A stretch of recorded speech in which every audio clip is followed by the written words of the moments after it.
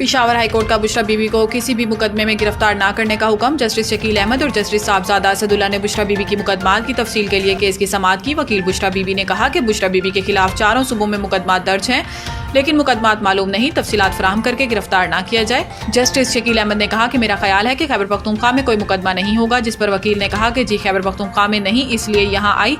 Justice साहबजादा Asadullah ने कहा कि अगर यहाँ कोई केस नहीं तो क्या हम हिफाजती जमानत दे सकते हैं। वकील बुशरा बीबी ने कहा कि कानून और आइन हर शहरी को तहफ़्फ़ुज़ का यकीन दिलाता है। पेशावर हाईकोर्ट ने पहले भी हिफाजती जमानत दी है। अदालत ने नैब और FIA समेत तमाम इदारों से मुकदमात की तफसील तलब कर ली। अदालत ने हुक्म के बाद बुशरा बीबी और राहदारी जमानत की दरख्वास्त वापस लेने का फैसला किया है। मुल्क में डेंगू, चिकनगोनिया और मलेरिया के केसेस में इजाफा। मुल्क के बड़े और छोटे शहरों में डेंगू, चिकनगोनिया और मलेरिया समेत दीगर वबाई अमराज की शिद्दत बढ़ने लगी है।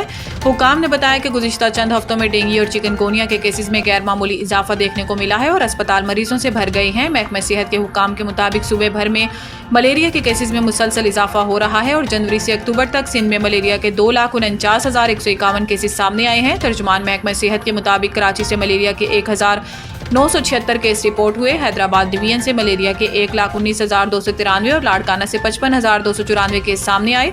हुकाम का बताना है कि मीरपुर खास से मलेरिया के 33,953 केस, शहीद बेनज़ीराबाद से 20,858 जबकि सक्खर से मलेरिया के 17,777 केस रिपोर्ट हुए।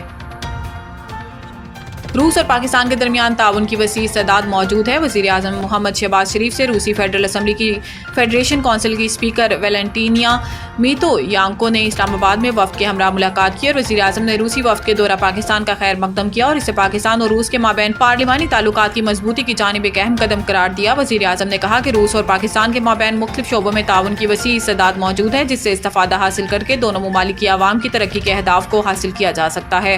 वज़ीर आज़म ने मुलाकात में मजीद कहा कि दिसंबर 2024 में मुनक्किद होने वाले पाकिस्तान और रूस मुश्तरका कमीशन का इजलास दोनों ममालिक के माबैन ताउन को वसअत देने का अहम मौका साबित होगा। इजलास में दोनों ममालिक के माबैन तिजारत और सरमायाकारी के फ़रोग़ के लिए बैंकिंग चैनल्स की मंजूरी और पाकिस्तानी और रूस के माबैन मईशत, तिजारत और सरमायाकारी की एक जामिया रोड मैप की तश्कील पर भी गुफ्तगू हुई।